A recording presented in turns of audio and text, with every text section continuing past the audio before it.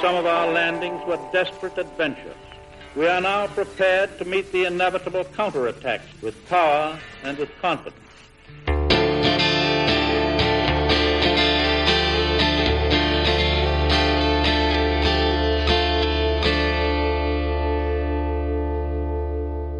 My name is Gary Butterfield. My name is Kole Ross. My name is CJ. And you're listening to a Bonfireside Chat Appendix. How did I forget the third word of the name of the show there for a second? Bonfireside something. Appendix. Going hollow. Something? Maps. Yeah. Bonfireside Chat Maps. What? Fuck. Bonfireside Maps. Yeah. Yeah. Are you sitting near a bonfire? Fire hazard. Yeah. Do you not know where you are? Try Bonfireside Maps. I can guarantee reading one will assert the fact that you are sitting near a bonfire. It'll only tell you how to get to Burning Man. Gwen? Yeah.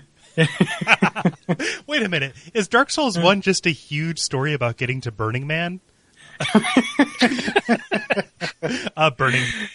That's possibly the dumbest joke I've ever made. It's really good, though. Yep. It's very funny. It's very funny. Oh, man. So it's an appendix. It's an it's a cursed second favorite. Yep. And we are taking your responses to lots of stuff. Primarily Forest of the Falling Giants, but as per usual, we have some miscellaneous as well. And as you heard, we are still joined by CJ from the excellent Twin Humanities podcast. Thank you for sticking around, CJ. I know, it's still cool. Yeah. Appreciate it. So yeah, I'm going to get us started by going into the errata, which is where people take us to school. This is the woodshed, guys. But also just kind of comments as a little bit of follow-up as well. I will remind everybody, just not to harp on it continuously, but short and on topic is always the best. We read everything, however, those have the best chance of getting through. However, there was a certain amount of controversy or thought around the sex change casket. And so, a few people wrote in, about that thing on the beach and the things betwixt. So Ian said, I wonder if it's a remnant of a mooted but abandoned return to male and female only armor, as in a way to wear something you find and like but have the wrongly shaped wobbly bits for. And of course, left in because From thought it was funny. So the idea being... good. Yeah, that's an amazing point, because there are lots of armors in Demon Souls that I wanted to wear but couldn't because I was the wrong wobbly bits. Yeah. And being able to switch genders, would have been great. Yeah. And that's smart. They also, in the lead up, alluded to the idea that there was the possibility of there being male and female only armor. So, yeah, that's smart. Yeah. Very good, Ian. So, John wrote in with another theory on the contact forum saying, I like to think that the gender swapping coffin is from having a little dig at character creation in other games. So many RPGs make a big deal of how important your specific character is to how you experience the game, and devs will hype it up saying things like, well, you have to play the game 50,000 times to see all the content we've included. Aren't we great for doing all that hard work?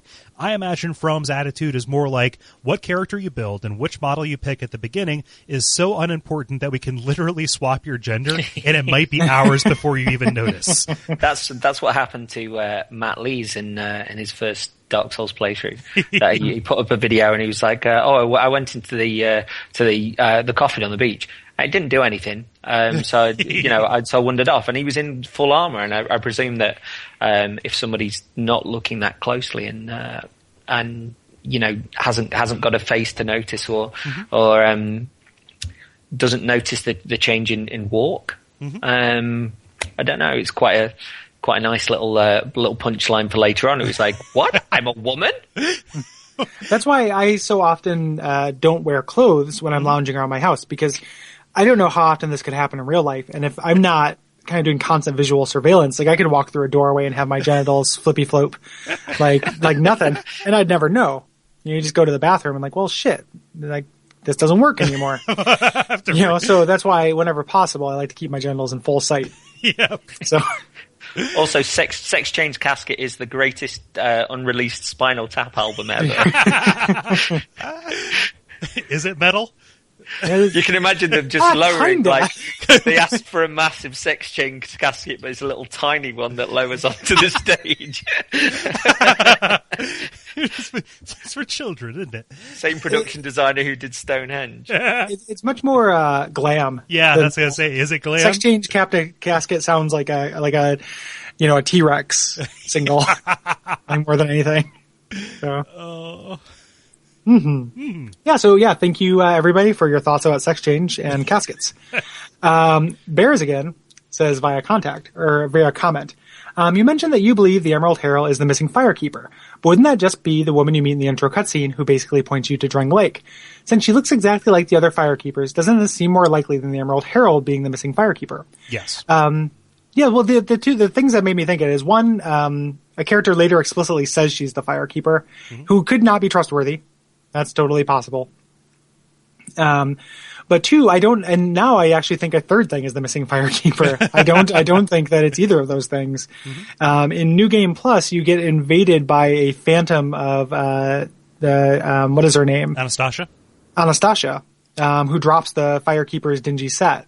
In the Grave of the Saints, which is a grave for saints. Yep. So that's what I actually think is the missing firekeeper. I think that we have in the case of the Emerald Herald, I think we have an unreliable narrator in Navlin telling you that's the Emerald Herald.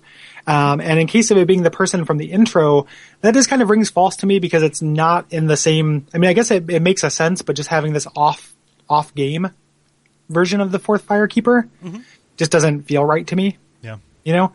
I don't know what it is. I would more likely to think that is one of the narrators, she's kind of narrating stuff that she tells you when you get there over footage of you getting there. But it's the same people from the from the actual intro. The way that I reconciled that was she wandered out and was funneling people in to Drang Lake. Sure. So finding the cursed and saying, hey, there's totally this kingdom, but it's applying Occam's razor. I think what you're saying is possibly the most correct one. Yeah, I still don't totally know. Even though that whole idea of funneling kind of based in that what we brought up last episode and the idea of the Emerald Herald specifically funneling people in kind of supports her being that as well. So, and kind of having this place of power in Majula. So I'm not totally sure which one it is, but it might kind of depend on who you think the firekeepers are working for. Yeah. Or what their purpose is more than who they're working for. But what their actual goal is for that. Yeah. So not totally sure. It's not a bad point though. Right. There's again. CJ, do you want to read Jeremy's response here? Yeah. Jeremy Greer said via contact, the most frustrating thing about Forest of the Giants for me is sunbrowing. You'll get summoned by an impatient host and have to figure out if he summoned you for Pursuer or the Giant.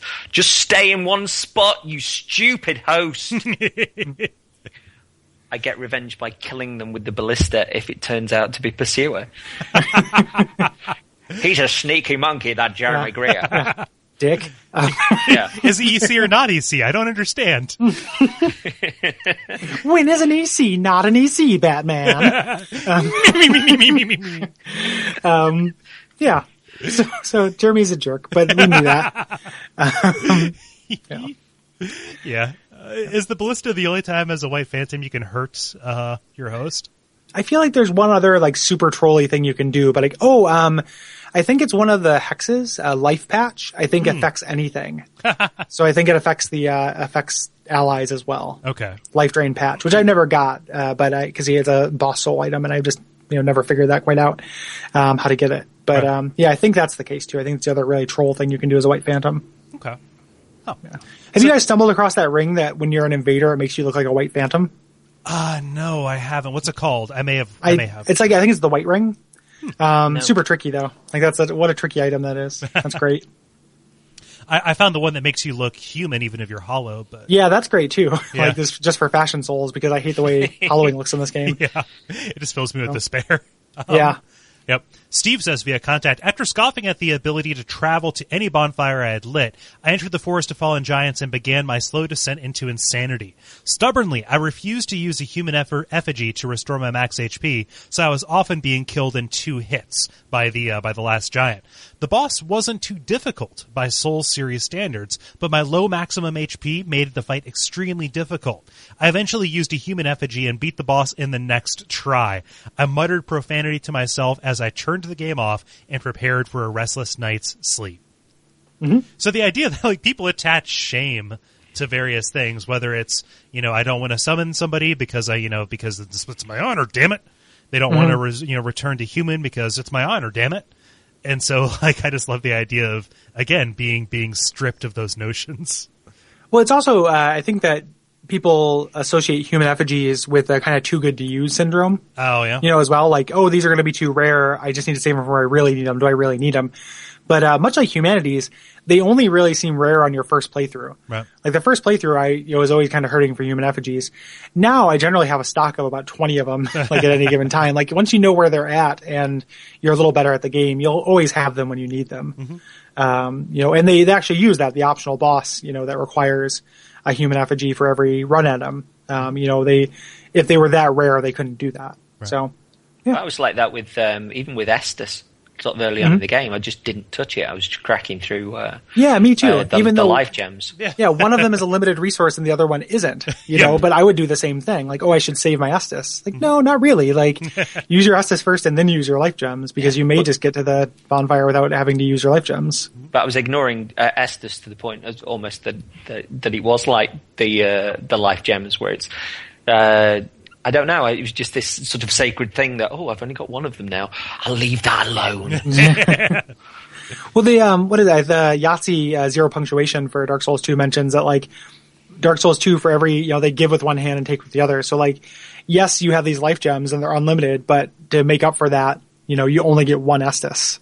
And you're never going to get more than 12, and that's if you scour everything, They do these things to make it, on one hand, easier and the other hand, harder. Like, everything is kind of balanced that way. So, Evan says via contact, the Forest of Giants is probably my favorite first real zone out of the 3 Demon Dark games. The thing that makes this area so great is how well it sets the tone for the rest of the game. Dark Souls 2 is bigger and more dynamic than the other 2 games, combining the feeling of having compartmentalized levels in Demon Souls with the Dark Souls feelings of having to explore and find your way around. The forest is a microcosm of that. The level is very open, with alternate paths and optional ways to overcome some very nasty traps through exploration, but it also has some pretty tough encounters right off the bat.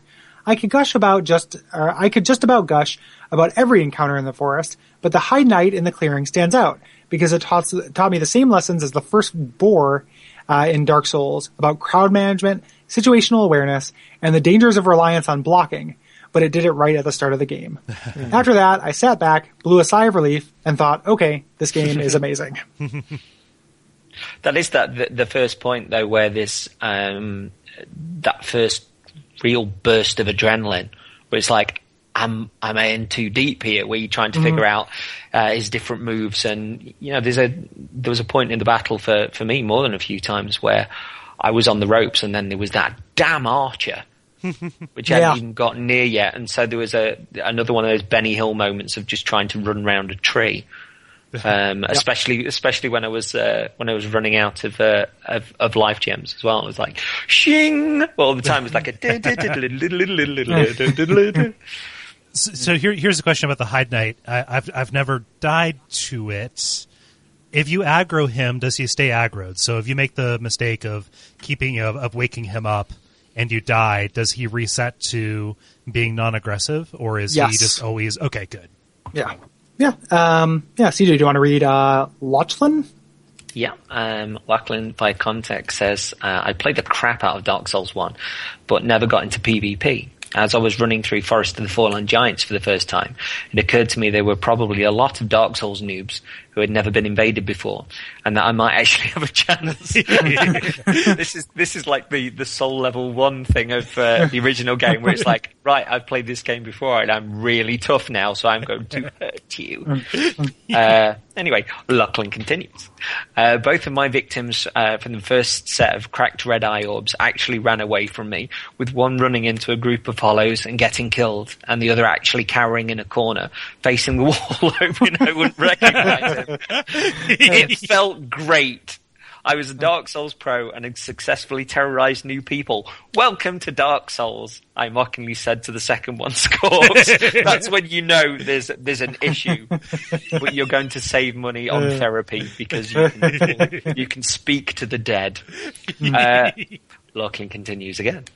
Then on the run to the boss, I was killed so many times that the big guy in weird turtle armor, by that weird guy in in the turtle armor that the first few hollows by the bonfire started disappearing, and I realized the game had switched to easy mode on me. Extreme pride followed by damning shame. Thanks Dark Souls 2, I missed this. Yeah. Hurt me more. There is that degree though with Dark Souls 2 where it just feels like, I played the first game. Now I can hurt all the people and do all the things that I was rubbish at in the first game. I have had more success with PvP in Dark Souls 2 than Dark Souls. Mm-hmm.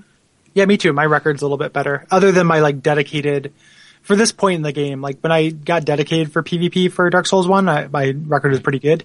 But my record is generally better now. I haven't actually done some dedicated playthrough. I'm kind of saving it for closer to when we do our PvP episode. Mm-hmm. I'll make a PvP build and spend some serious time and all of that. But I also think in generally, I think that's probably because of all the new players. Right. It is a little bit better.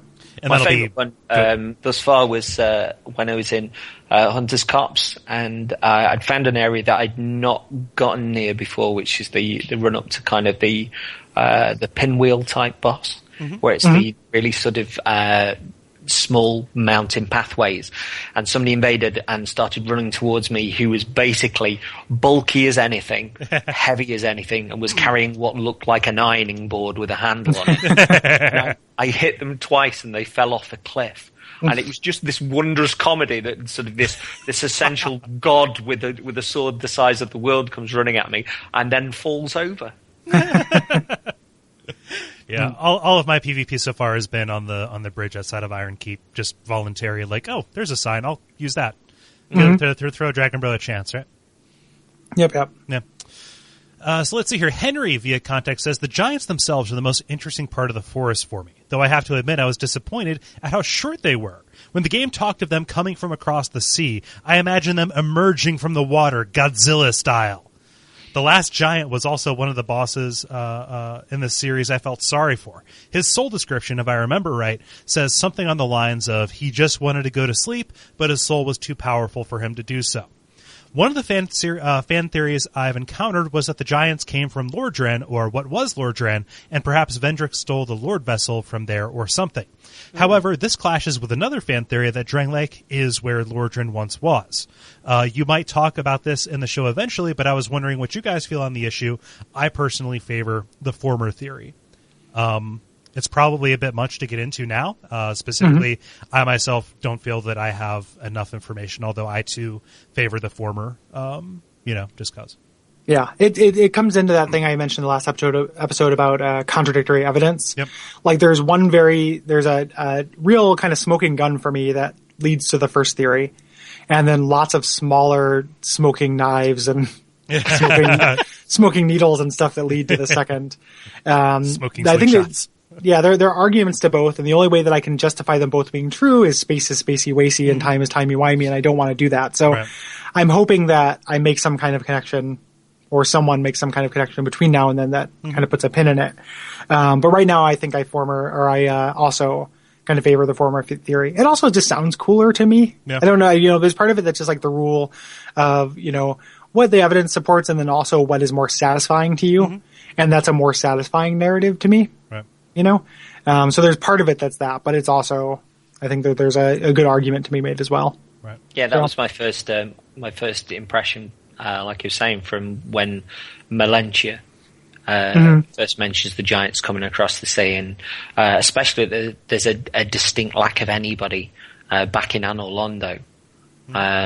That to me just seemed like a connection and an amazing visual. Mm-hmm. Yep. Yeah, we know those people lit out Dodge. So, thank you, Henry. Jay Fish says via contact, the Forest of Fallen Giants feels like the largest zone in the game. Adding up NPC encounters, bosses, and hidden paths, I believe this is no accident. From uses this zone to reinforce exploration and experimentation. Example, when I first figured out that the wall near the Hag Melentia bonfire was breakable using explosive barrels on the opposite side, it was a revelation. If you pay attention to nuance in the zone of this game, it will pay you back later. Yeah. Or if you pay attention to the nuance in this zone, it will pay you back later. Yeah. Yeah. For sure. Agreed. Mm-hmm. Yeah, not much to add. I agree with you. They do lay out all of their tricks as far as secret stuff here. So. CJ, what's Corey say? Yeah, Corey by Facebook says, after dying repeatedly in Hades Tower, my friend informed me that I'd gone the wrong way. So I found my way to the Forest of Fallen Giants. This is where I started despising Dark Souls 2 for all of its tiny, minute differences to Dark Souls 1. The reduction and removal of invincibility frames when rolling, how much direction mattered when dodging, how shitty my starting weapon was, a regression to Demon Soul-style consumable healing items, and having to teleport and visit an NPC to level. How fucking slow it seemed to swing my weapon or chug Estus, the depleting health bar after dying. All these things truly bugged the hell out of me, but I worked through it, and eventually, after beating the Giant and the Pursuer with my heart racing in a way that no other series of games can get it to race, I realized I had acclimated to my new reality and eventually fell in love with Dark Souls 2, just as I am with all Souls games, for what it is, not what it isn't. Yeah. Very eloquent. Yeah. I'd be willing to bet that Corey played as a warrior, because I did as well, and you start with 5 adaptability, which means that your invincibility frames suck and you chug Estus slowly, and all those things are true. But after I pumped adaptability up to at least 10, I noticed a big difference. Yeah. And those I don't think things. I've done anything with that stat at all, so I might have to I like it. Like it is a kind of a go-to for me as far as raising things, because it's I like having that better, kind of more like it just feels different. Mm-hmm. It just feels better when I have higher adaptability, and being able to do things quicker makes a big difference. Makes you more effective. Are you quite a bounce about sort of jumpy type character then? Yeah, I usually will light roll or bust when I play. So I usually don't kind of jump in and I usually don't do small weapons, though. I usually try to do light roll, huge weapon. Mm-hmm. So get in and kind of shock and awe is usually what I try to do. Yeah. The aforementioned glass cannon, as Andy Hamilton of Midnight Resistance called it. Yeah. Yeah. My default character that I always gravitate to is a caster who uses a Zvi. Mm-hmm. That very much is my default mode. Isn't it always fun though to have one of those weapons that people don't expect you to have in PvP? A little bit. I love that. It's almost like, and in my, I've turned out my pockets, and in one of them there's a pyroman's glove, and in the other one there's a shield. Nothing being concealed. What's this in my back pocket? Oh, it's a drill. one of my favorites, one of my favorite YouTube videos of PvP was a guy on the bridge in Ulasil who was just parrying everybody. It was he would get somebody in, parry, and he's gonna oh, what's happening here? And then at the last one, it parries, and then immediately he switches to the Great Club. Or the gigantic demon hammer, and the editing puts in the from won't get fooled again. I don't know. I think it's the same one you're talking about. Is that the one where the guy wears the Elite Knight set and has the Drake sword? Yeah, he tries to look like a newbie, and then he just kind of dodges and acts like he's super scared, and then eventually just parries somebody, pulls out the hammer, and one shots up. So I removed the thing that made that video funny in my description. Oh, I'm sorry. If you were trying to make it a spoiler or not a spoiler, but No. I inadvertently, I forgot that detail about it that made it funny. Yeah, he was trying to pose like a newbie. Yeah. I was about to say he was posing as a giant dad, but something like that. I think my favorite hidden one at the moment, which is doing me great service in PvP, is kind of keeping Firestorm in my back pocket, where there'd just be a degree of battle or fight, and especially great to pull out to those people that don't bow beforehand, and will see that as an option to get round you and try and backstab. Had one of these the other day, and somebody did that and took off about 3/4 of my health. And there was a little bit of tink, tink, tink, tink with swords, and then led him to a stairwell, and it was haha, the sword, nuclear fire to end the world. It was beautiful. It was choral destruction. Yeah, pyromancy is fucking still overpowered in this game. Yeah. They have not done anything to. Except Firestorm seems far faster to cast than it was in Dark Souls. It took a while to sort of build up there, but here it's just instant fireworks. All that they did was delay it by a level or by a zone. Mm-hmm. Yeah, to delay you getting it. Yep.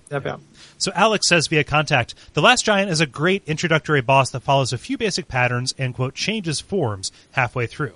Pursuer, on the other hand, just owns my ass. Still can't beat him without summoning.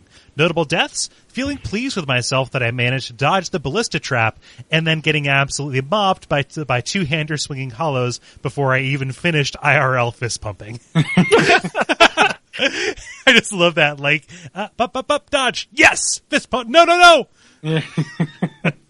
I love that. I love the thought of somebody sitting on the couch and just being sort of concentrated on the TV, like barely even breathing, just holding on to the pad. It might as well just be a photograph with the amount of twitching they're doing, and then sort of like just the fist pump goes up. Almost as if sort of it's some sort of Czechoslovakian animation where they've just animated the arm and the rest of it's just the still frame.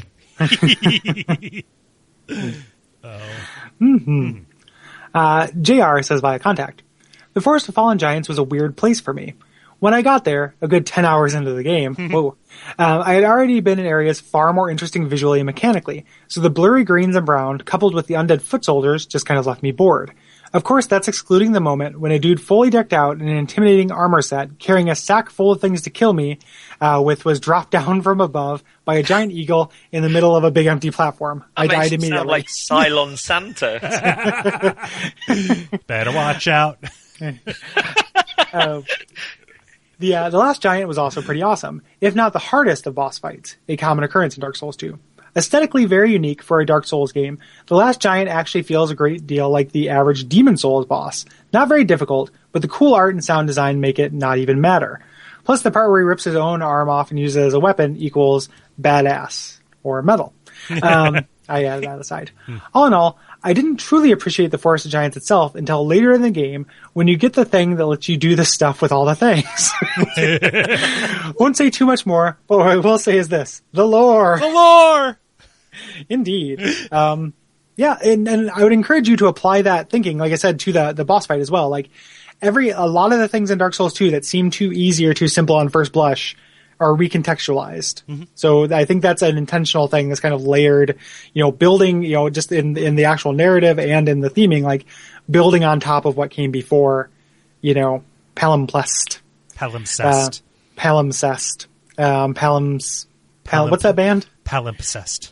What? Yeah. There's that shitty band that sounds like that. It might actually be called Palimpsest. Huh. It's super twee. They just do covers of things. I hate them. Okay. Pamplemousse. Oh, is the name of that band. Yeah, grapefruit.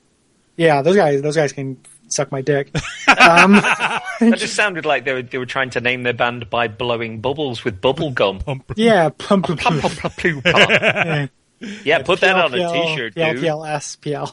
Oh wait, are you talking about Pentatonics? No. Okay. I don't know what Pentatonics is. I also hate that. They do a cappella covers. It's the worst thing. Oh, yeah, stop. Yeah. Ugh. What a weird, like, the intersection of a cappella and colleges. Like, that's such a weird thing. Like, that will never be useful or appreciated in real life. Like, there's this 4-year period in your life where there could be, I think, my friend Zach went to Brandeis University, and at some point there was an a cappella group for every 9 students. Or something like that. Like, what is going on? Like, wait, for what reason? Do you think somebody knows something that we don't? As if this now cuts to the end of the world and there's some sort of giant demon, and the last people are going like, is there anything that we could do to barter for humanity's life? And the demon goes, do you know any songs in a cappella? Like, the world is saved. God only knows what I'd be without you. Seriously, when I was in show choir, we did an a cappella version of Carry On My Wayward Son.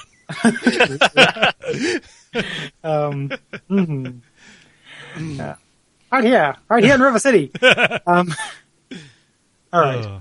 Anywho. Who's would you like to read Rob's? Yeah, Rob of iContact says, first of all, it took me a while to find my way here. I'd gone the shaded wood route first, dear Lord. Then towards the tower flame. Oh my God, I can't have been the only person that didn't see that switch for about 8 hours.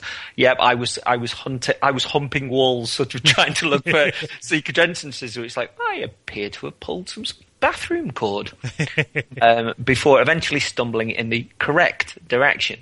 I love the visual design on the coastside area below the Pursuer Arena. There's ruined giant statues, the huge sword buried in the wall, fantastic stuff. Last Giant didn't prove to be too much trouble, but good grief, that Pursuer. So many hosts died, but it was great to experience another thing I'd not really seen in previous games, thanks to co-op.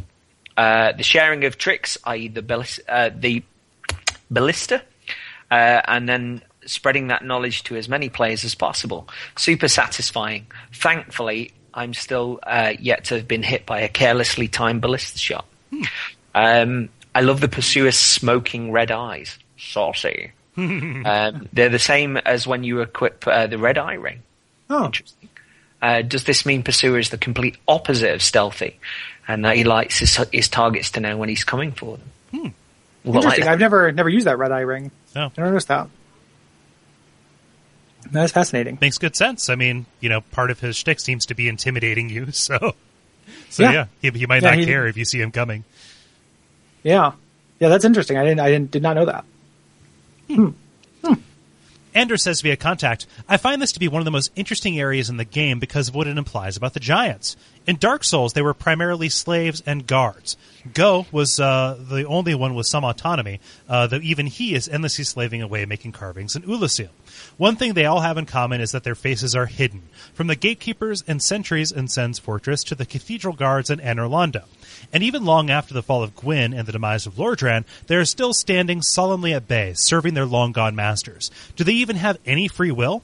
In Dark Souls 2, the giants are pissed. They're invading a different nation, which implies that maybe this isn't the same landmass, but who knows, it could have been millennia.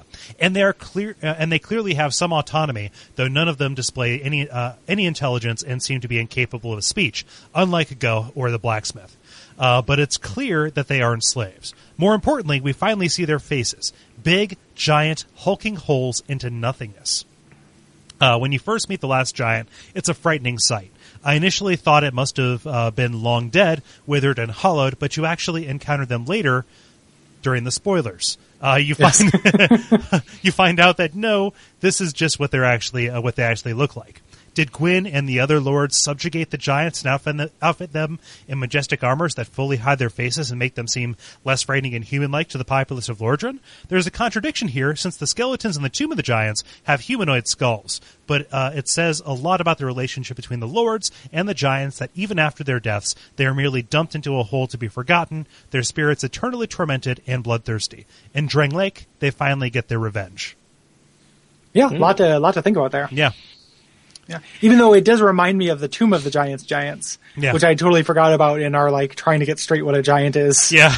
Discussion. Oh, that's shit. There's a fourth giant potentially.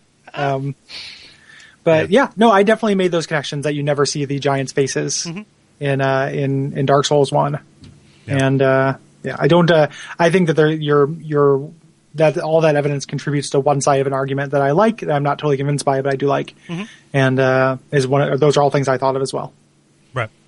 So, lore. Chase Greenlee says via Facebook, facing a new Souls boss is always a fun experience. And by fun, I usually mean horrifying. You never know what to expect when you pass through a fog gate, and Dark Souls 2 took that presentation to a new level. The last giant was a great way to kick it off. The pulsing red vignette of the screen combined with a faceless creature being awoken from a notably long slumber had me stammering, I'm sorry, I'll just leave now. No, really, don't get up. The Pursuer was certainly impressive as well, but the glowing red visor made me think I was fighting an armored version of Cyclops from the X-Men. Certainly not bad, but it did take me out of the moment a little bit. Yeah. Could have been worse. You could have thought of the Pursuer as having a voice like Kit from Knight Rider. so you're just like this sort of floating armored creature is just like, it's time for you to die now. I'm not sure if that's a good idea.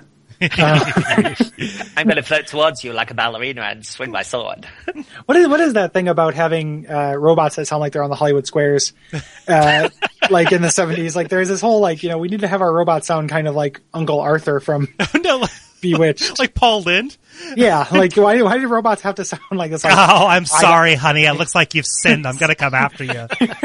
Well, I mean, that's but like, kids are like, I don't know if that's a good idea, Michael. Like, there's this weird like smarmy, and it's a gay voice is what they're doing, and I wonder what that is about the whole like gay robot voice from the 70s and 80s. Yeah, C-3PO. I think there's a horror film C-3PO? made there with somebody hunting somebody down and going like, I can easily find you in this house, it's such a weird stereotype. Like, I mean, obviously all stereotypes, any kind of homophobic stereotype I'm against. Yep. But this one seems weird enough that I'm more confounded by it than offended by it. Gay people are robots, or robots are gay. Okay, all right. I guess I don't understand what that means, but whatever, bigot. I want it to be noted, I was just doing a Paul Lynde impression, not like a stereotypical gay man. Yeah, that's a specific stereotypical gay man he's impersonating. Yeah. Yeah. Mm-hmm. All right, CJ. Yeah, Samuel via Facebook says, I don't feel like the Forest of the Fallen Giant lives up to Undead Burg. In the route from Firelink to the first bonfire, you learn multiple important things. 1. Dudes with ranged will ambush you and make your life hard. 2. If you rush up to the ranged dude, there will be another hollow to ambush you. 3. Groups of enemies are pretty hard to deal with, so pull them away from the mob. 4. Turtling enemies, like the spear hollows, can be easily dealt with by a swift kick to the shield. 5. You will encounter fucking massive enemies in this game. Great use of fucking. The word, obviously not. Your parents had a great use of fucking by creating you, is what CJ was saying. We're just happy you're around, Samuel. Yeah. You're a great use of fucking. It's the compliment that never stops. All of our fans are great uses of fucking. Yeah. Yeah. So love you all. 6. There are secrets to be found. All of these things are learned in the first part of the Burg, from Firelink to the first bonfire. Now compare this to Forest of the Fallen Giants. Up until the first bonfire, you learn to pull switches to open doors and how to deal with 2 hollows at a time, while the third shoots you. That's it. And now, from the first to the second bonfire, you don't learn much more. The enemies are the same. There are no real clever ambushes, and it seems like the main difficulty comes from enemy numbers, not placement. This is a weak start to an area, in my opinion. Yeah, I mean, part of that, I think when you say, like, when you divide it up into the area between the beginning and bonfires, one thing to note is that once you get to the Forest of Fallen Giants proper, the first bonfire is like 20 feet away. Right. Like the way the space works is different. Bonfires are, because of the teleportation system, bonfires are punctuated differently. So the space between a bonfire is not necessarily comparable between the two. But also, like, a lot of the same things are on display. Like, that part where you say when you rush up to that archer, there's a swordsman there to ambush you if you try to deal with the ranged combat. And there is an archer harrying you when you're fighting, the 2 people. Like, it's, the same, that same thing is happening. You don't have that dragon encounter that you're mentioning, that fucking huge enemies in the game. But most of the other stuff seems like it happens. Like, if anything, I would almost disagree and say that this takes almost a little bit too much from like I like it. I think it's a great, like, starting area. But I think it, when you kind of start looking at the lessons it's teaching, it almost seems like it is sticking too slavishly to Dark Souls 1. Right. I think it's a longer learning curve. I know that they wanted to make it a little more approachable for new players. And I think it certainly doesn't throw you in the at the deep end in the same way as the first game does, for better or for worse. Mm-hmm. Yeah. I think there are very definite lessons that it tries to show the new player, and whilst they might not be as obvious or as ferocious, particularly as Dark Souls 1, I think that the lessons are definitely there, but they're possibly more considered and further laid out to so that nobody feels like they're out of the depth and maybe turned away from the game as happened a few times with the first game. Mm-hmm. Yeah, maybe. Yeah. Moving on to the just funning section, for stuff that's kind of off topic. Let's go right into what Ryan says via contact. He wrote in saying that Dark Souls 2 is his favorite game, but he's never played Demon's Souls, and he wants to know from us which he should do first: Demon's Souls or Dark Souls 2. If he goes with Demon Souls, he risks having Dark Souls 2 spoiled for him in the interim, while going with Dark Souls 2 means that Demon Souls will feel that much more dated when he gets to it. And he finishes with, do you guys have an opinion? If not, I'll be forced to confront the fact that I'm a grown-ass man asking two strangers over the internet which of two incredibly similar action RPGs I should play first, and watch as the last vestiges of my tattered dignity drift away on the breeze. So, if you guys have some input, that'd be cool. Well, I'd hate to have that happen to you. Yeah. Right? I'd say Demons first. I think that the spoiler risk is as high now as it's going to be. Mm-hmm. Like, it's not going to get worse as the time it takes between now and you finish the game. Like, all that information's already out there and being discussed as evidenced by this podcast. Right. So I would say Demons first. Mm-hmm. Not least of which because it does, it is like a little bit more, it's not extremely more primitive, but it is a little bit more primitive. Mm-hmm. And, not setting yourself up to feel that way, is helpful. Yeah. And I think. I would say playing Demons will give you some appreciation of the stuff that they do in Dark Souls 2. Yeah, exactly. There's actually a lot of kind of references to it and contextual like gameplay kind of things that call back to it. Yeah. I'd agree. Plus, it's a classic, and whilst it will be difficult for a lot of people going from Dark Souls to Demons because it was the step before. I still think that that sense of design absolutely sings, and there is enough to differentiate Boletaria and the world that's there from Dark, and get more people hopefully clamoring for a sequel. Yeah, they're both excellent. I mean, Demon Souls is an excellent game. Like, you should 100% play that. Yeah. Like, every Souls fan who likes Dark Souls should probably buy a PS3 and play Demon Souls. I know a lot of people that have done it though as well. That they've fallen in love with Dark Souls to such a degree, and have had say an Xbox 360 and they bought a PS3 just because Demon Souls has been haunting them, because essentially it's another game, it's another world, and it's that investment is just seems incredibly important to them. Yeah. Out of games I've played on my PS3, Souls games comprise 40% of the games I've played on my PS3. So I'm definitely in that book. So that would be our vote. Mm-hmm. I think, Ryan.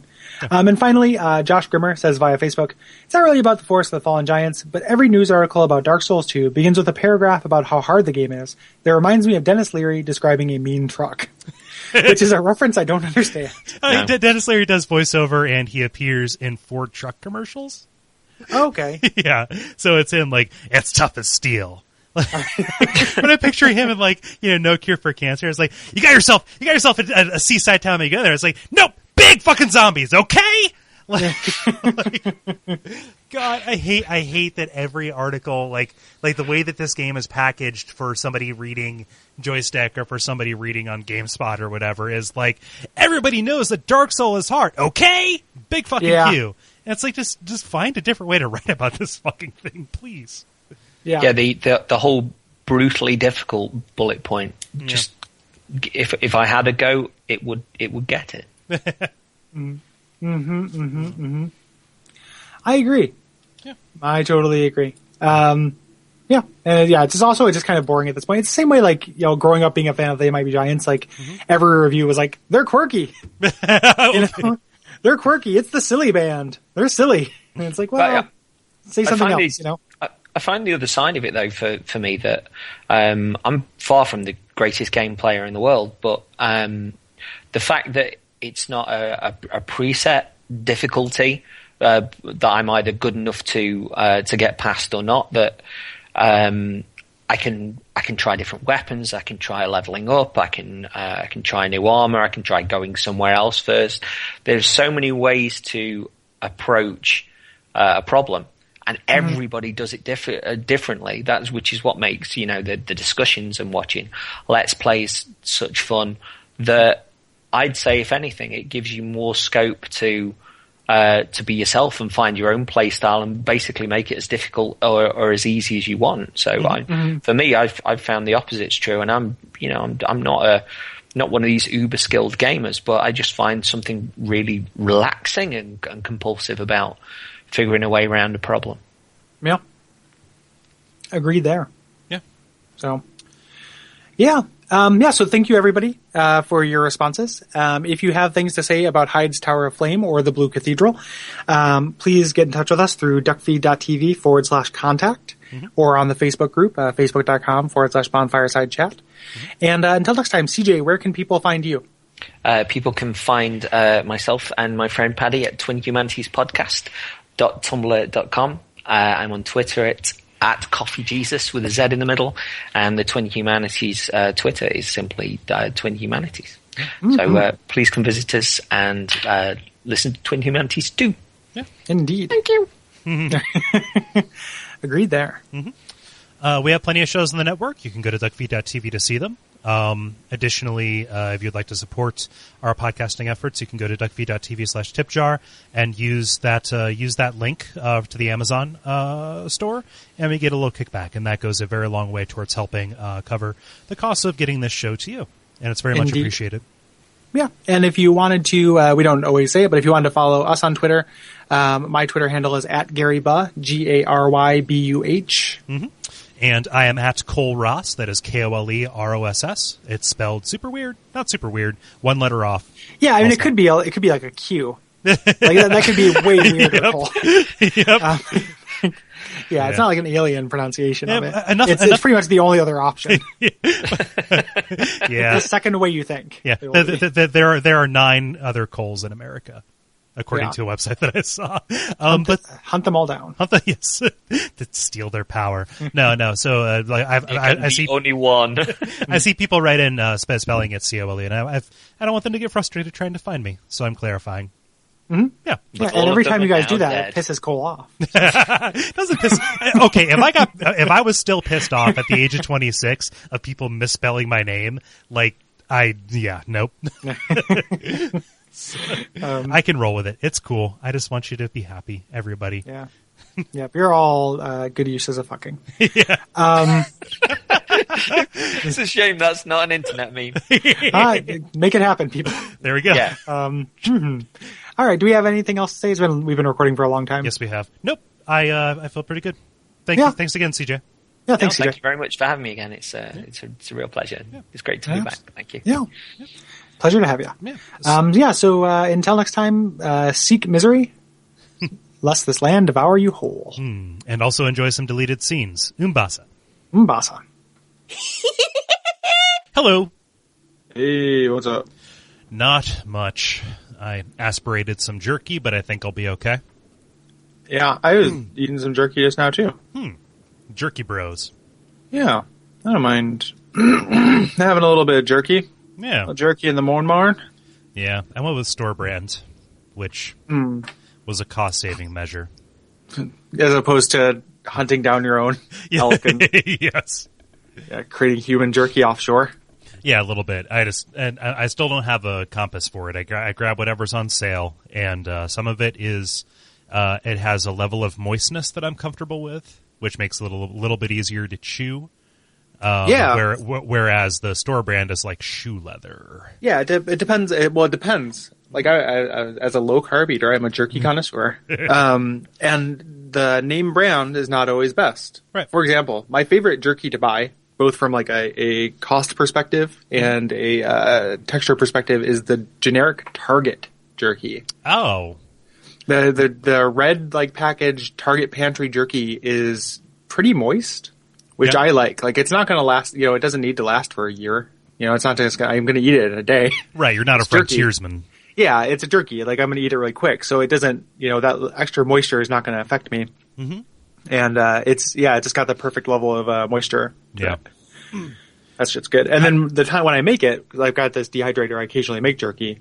I do thick cut because again, it's not going to last forever. Right. So it doesn't get quite as. I mean, it's still it's not going to kill me. It's still dried out, but it's also not going to last for years. Right. It'll last like 3 weeks, which is plenty of time. Yeah. I like to avoid a Jack Links because it is too gummy. Yeah. Well, gummies are a different thing. Like I get it, like my favorite jerkies kind of taste like you're just kind of eating meat. Yeah, it's like a steak strip kind of thing. Yeah, like a steak. Yeah. And pepper is a plus. Yeah. I like a pepper. I like teriyaki. I like a spicy. Yeah. Jerky boys. Yeah. I had kind of a late night, and I just now, I've been having breakfast and kind of doing my morning stuff for the last 45 minutes or so. I'm still a little bit groggy, but get up to speed with my coffee. So Yeah. That's normally the best time to do stuff. yeah. The amount of times I've been writing or I've kind of gotten into doing things first thing in the morning when the subconscious mind can take over, the one that just goes, no, that's foolish. Yeah, this podcast is going to get real weird. I'm going to talk about my dad a lot, guys. It censors down. Yeah. Mind you, we did rather rock the weirdness last time, so it was pretty cool. Although it made me smile when because last time we were talking about things like cul-de-sac of destruction, and we were building a sort of Monsters of Rock festival, and it made me laugh when I was listening to it recently, and you were looking at Dark Souls 2 and going, yeah, that's metal. Yeah, that's metal. Is it metal or not? Yeah. Most things are metal, or at least if you think of them in different ways that or different phrasings that you can find a way to make them metal. Yeah, tilt the camera a little bit. You got metal. Or add on of destruction at the end. That'll do her. Yeah, cul-de-sac maybe not so much, but it depends on the residents. Yeah. It happens once, and all of a sudden you're pressing X on every wall. Yeah, it's just like smoothing down the walls, like you're grooming it for something else. It's just like X. I like to think that my character is actually saying the word X as he smooths a crotch down the wall. Yeah, just walking along, following with the wall on his right hand side, just knocking every step. No. As if that's getting back to the king, like this chosen one, this cursed. What's happening? Well, he seems to be sexing us up quite a lot. I'm gonna fuck your kingdom, Vendor. I'm gonna fuck the whole thing. It's almost like the Jason Mewes thing years ago when Kevin Smith said, "I knew we were going to get along" when he walked into the store and filleted everything that he could possibly fillet. And I just imagine it's like that with just like running a crotch down the wall. With the dimensions being so permeable, every time that you rub your crotch on the wall, another chosen undead has rubbed the crotch on the same wall. Like there's probably like just a whole lot of, it's a good thing that you're already dying because you're gonna catch some real fantasy STDs. So you're saying that every single area in Drang Lake is like a hotel room? Yeah, if you were to take a blacklight, if you were going to get like the staff of blacklight and just hold it over your head, the entire thing would just glow. That's what that glitch is in the No Man's Wharf. Oh yeah, is the everything glowing with cum. Cum. Why? Okay, so every wall has a stripe at crotch level, huh? Yeah. Yeah, it looks like a guide stripe. That's not good to do that. You were saying. Man, you can imagine this drama. It's just with I don't remember my wife, my family, anything that happened before now. I don't know really what quite to do with my life anymore. But strangely, this feels rather good. Yeah, he forgot. It's a whole group of people who have forgotten how to masturbate, and then they're all discovering it at the same time by rubbing their dicks on walls. Yeah, no. Yeah. What is this? What is this curse? Is it a lack of memories? Is it foregoing your own life? I think it might be thrush. It might be thrush. That's why a lot of the hollows that you run into, especially like in the beginning of, are just humping the wall. Yeah. Like just humping the same wall. Like those guys that you run into on the way into Hunter's Cops are just sitting against the wall, just kind of slowly, They're not looking for secret doors anymore. Like this is the prize. Dousing rod. Mayhaps, curse, dost thou have a yogurt? Yeah. And we discovered the secret. Yeah. There's a secret in every wall. Passageway Well, witching. that's Dark Souls 2 rinsed. Yeah. Yeah. Done and done. Yeah. The next one. Hunter's Cops is just a euphemism for an itchy crotch. Yeah, or like a really really bad strip club, or like a particularly foul prostitute. Like that would be really funny. Just walking through a door to what you think is going to be a boss encounter. You just hear, "She's my cherry pie." So it's like the boss fight in Alpha Protocol, where that actually happens. You See wake up Valencia on a pole, like, good God, no. I'm blind! you wake up with a bad case of the Tower of Flame. Return to his garden. Yeah, he's having connection problems. I fucking hate Skype. I can now see sort of a line that's going up towards his beard. Yes. In the kind of God picture, which looks like some sort of anti-gravity spittle. He's spitting up into his forehead. That's somebody else's spit, and it's trying to climb in my mouth. I'll have none of this, Microsoft, and your crazy internet telephones. You bought this and ruined it, Microsoft. It was fine before the spittle.